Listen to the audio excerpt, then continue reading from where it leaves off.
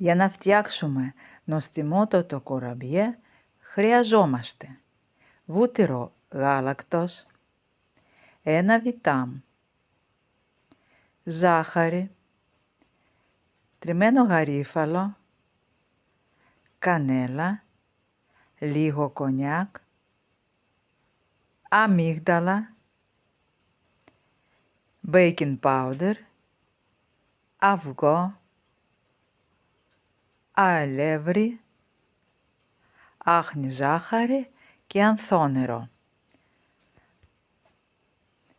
Πλάθουμε τις κουραμπιέντες, ψήνουμε στο φούρνο με 180-200 βαθμοί και όπως βγαίνουν από το φούρνο αμέσως πασπαλίζουμε με άχνη ζάχαρη και αφήνουμε να κρυώσει.